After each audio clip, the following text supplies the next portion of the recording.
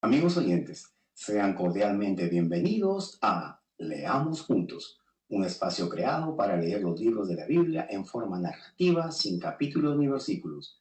De esta manera nos permite entender mejor la idea del contexto, además de que así se encontraba en los originales del texto sagrado.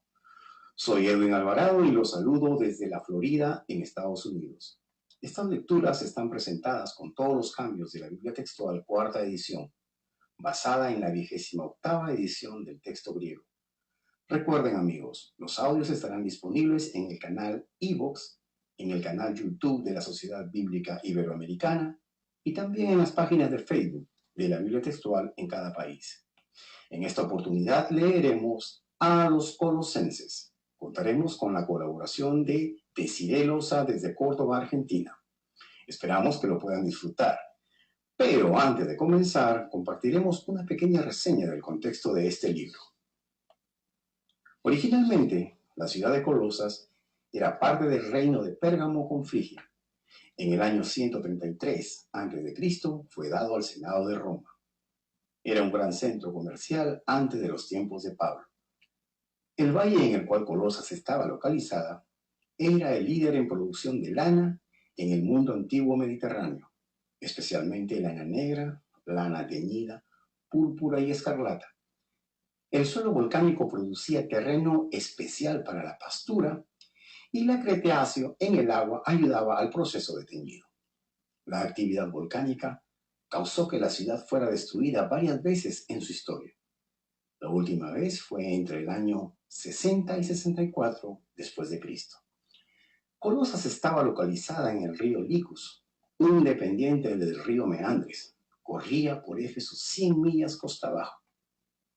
En este valle había varias ciudades pequeñas, en donde Epafras había comenzado iglesia, Hierápolis a 6 millas de distancia, la Odisea a 10 millas de distancia y Colosas. La ciudad estaba poblada por solo algunas personas gentiles, frigianos y griegos, pero había un gran número de judíos también.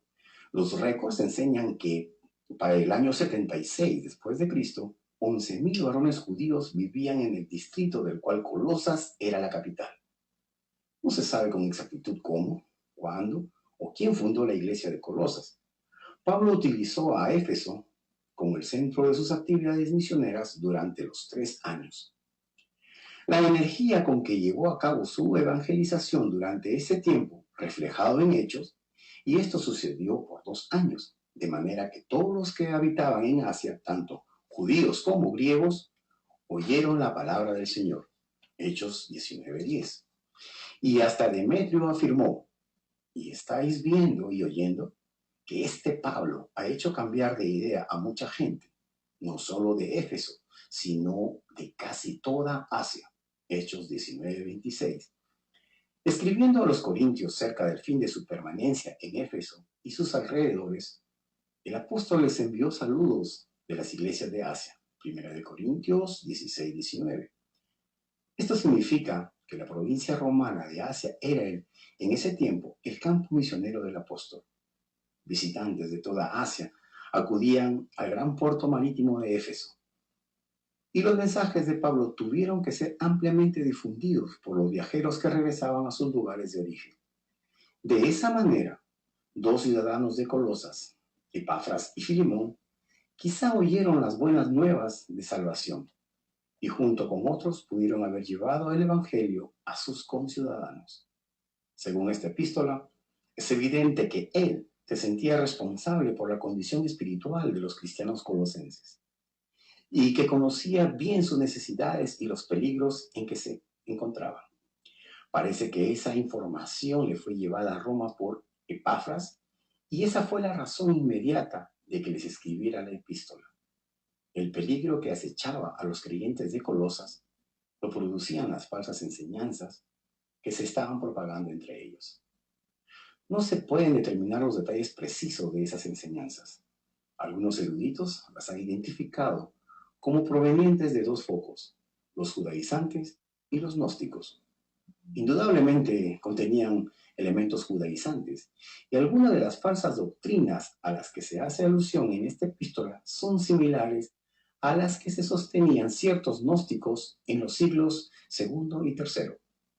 Sin embargo, en vista de la gran incertidumbre que hay en cuanto a la situación de ese entonces, probablemente sea preferible entender que las falsas enseñanzas de Colosas eran una mezcla de judaísmo y de alguna clase de paganismo oriental, quizá una forma antigua de gnosticismo, y no dos sistemas separados de enseñanza. Esta epístola ofrece una especial coincidencia de nombres propios con la dirigida a Filemón, también escrita en la cárcel, pero el paralelismo más notable se da entre Colosenses y Efesios. Véase Introducción a Efesios. Es probable que ambas pertenezcan a la misma época, entre los años 60 y 61 después de Cristo, lo cual explicaría la semejanza de los temas expuestos, la forma similar de tratarlos y los paralelos de estilo y vocabulario. Tradicionalmente se ha pensado que Colosenses fue escrita en Roma. Bien, queridos amigos, ahora al terminar esta pequeña reseña, demos el pase a Desiree para comenzar la lectura. Adelante, Desiree.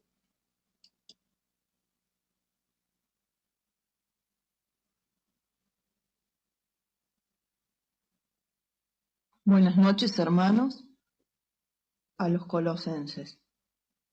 Pablo, un apóstol de Cristo Jesús, por voluntad de Dios, y el hermano Timoteo, a los santos y fieles hermanos en Cristo que están en Colosas. Gracia y paz a vosotros, de Dios nuestro Padre. Damos gracias a Dios, Padre de nuestro Señor Jesucristo, orando siempre por vosotros, habiendo oído de vuestra fe en Cristo Jesús, y el amor que tenéis hacia todos los santos, a causa de la esperanza que os está reservada en los cielos, la cual oísteis antes por la palabra de la verdad del Evangelio, que está presente entre vosotros y también en todo el mundo está llevando fruto y creciendo, como también en vosotros, desde el día que oísteis y conocisteis plenamente la gracia de Dios en verdad, según lo aprendisteis de Epafras, nuestro consiervo amado, quien es fiel servidor de Cristo para vosotros, el cual también nos declaró vuestro amor en el Espíritu. Por esto también nosotros, desde el día que lo oímos, no cesamos de orar por vosotros y de pedir que seáis llenos de pleno conocimiento de su voluntad, en toda sabiduría y discernimiento espiritual, para andar como es digno del Señor, con el fin de agradarle en todo, llevando fruto en toda buena obra y creciendo en el pleno conocimiento de Dios, fortalecidos con todo poder, conforme a la potencia de su gloria, para toda constancia y paciencia, dando gracias al Padre con gozo, que os hizo aptos para participar de la herencia de los santos en la luz, quien nos rescató de la potestad de la tiniebla y nos trasladó al reino del Hijo de su amor, en quien tenemos la redención, la liberación de los pecados. Él es la imagen del Dios invisible, el primogénito de toda creación, porque en Él fueron creadas todas las cosas, en los cielos y en la tierra, las visibles y las invisibles, tronos o dominios o principados o potestades. Todas las cosas han sido creadas por Él y para Él, y Él es antes de todas las cosas, y todas las cosas subsisten en Él, y Él es la cabeza del cuerpo de la Iglesia. Él es el principio, el primogénito de los muertos, para que en todo tenga Él la preeminencia, por cuanto agradó que en Él habitara toda la plenitud, y por medio de Él reconciliar consigo todas las cosas, así las que están en la tierra como las que están en los cielos, haciendo la paz por la sangre de su cruz. Y a vosotros, que en otro tiempo erais extraños y enemigos, por tener la mente ocupada en las malas obras. Aun así, ahora os reconcilio en su cuerpo de carne por medio de la muerte, para presentaros santos y sin mancha e irreprensibles delante de Él, ya que en verdad permanecéis sólidamente cimentados y firmes en la fe y sin moveros de la esperanza del Evangelio que oísteis, el cual fue proclamado en toda la creación que está debajo del cielo, del cual yo, Pablo, llegué a ser servidor.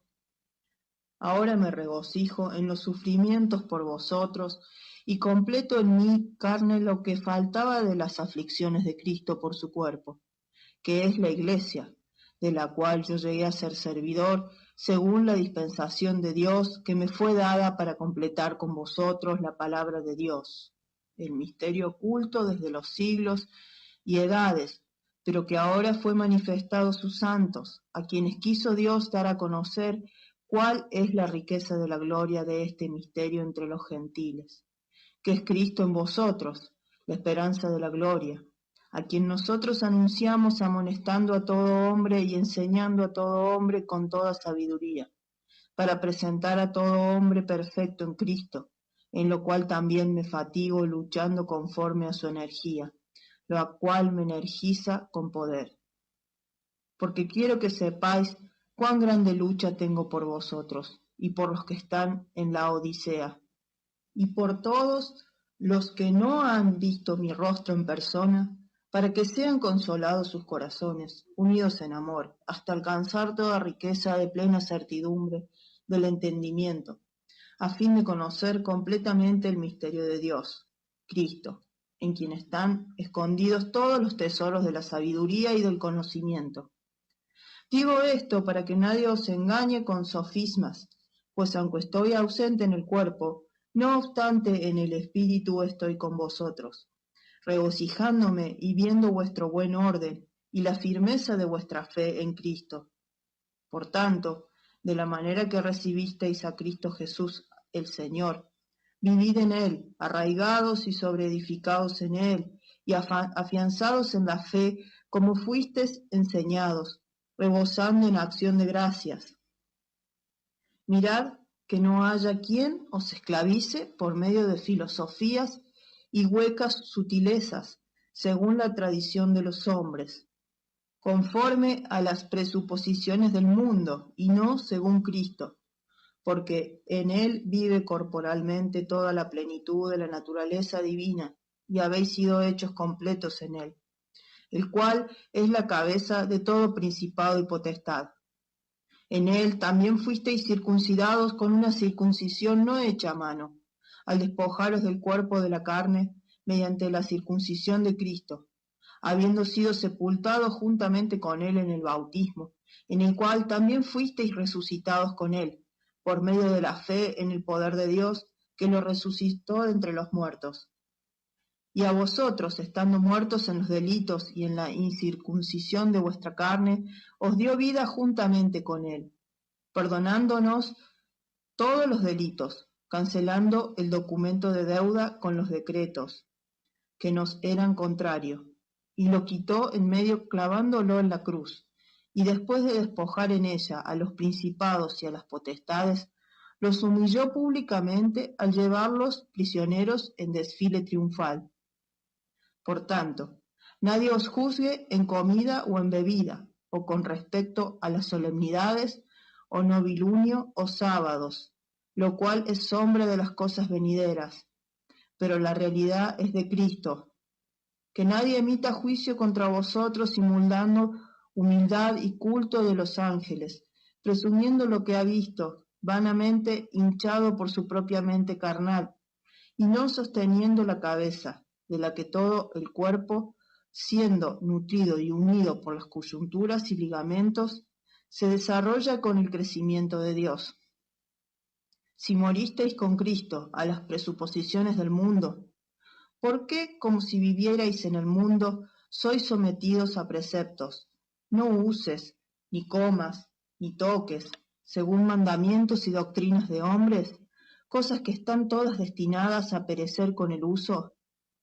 Tales cosas tienen en verdad cierta reputación de sabiduría en una religión impuesta por uno mismo, y en una falsa humildad y severo trato del cuerpo, pero no tienen valor alguno contra los apetitos de la carne. Puesto que fuisteis resucitados juntamente con Cristo, buscad las cosas de arriba donde está sentado Cristo a la diestra de Dios. Pensad en las cosas de arriba, no en las de la tierra, porque moristeis y vuestra vida ha sido escondida con Cristo en Dios. Cuando Cristo, vuestra vida, sea manifestado, entonces también vosotros seréis manifestados con Él en la gloria.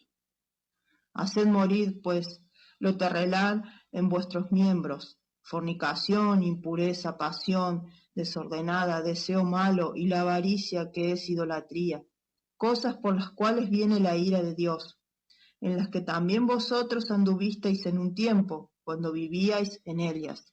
Pero ahora desechad también vosotros todas estas cosas: ira, enojo, malicia, maledicencia, lenguaje obsceno de vuestra boca.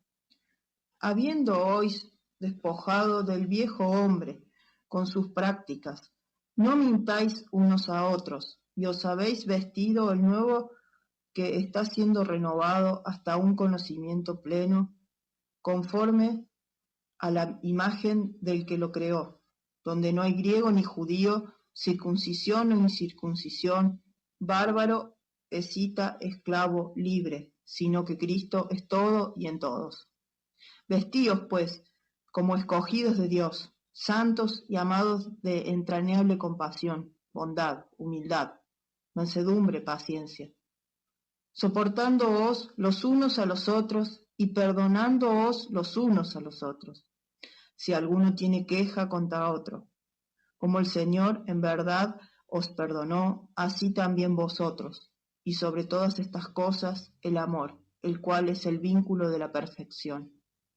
Y la paz de Cristo sea árbitro en vuestros corazones, a la cual ciertamente fuisteis llamados en un solo cuerpo, y sed agradecidos.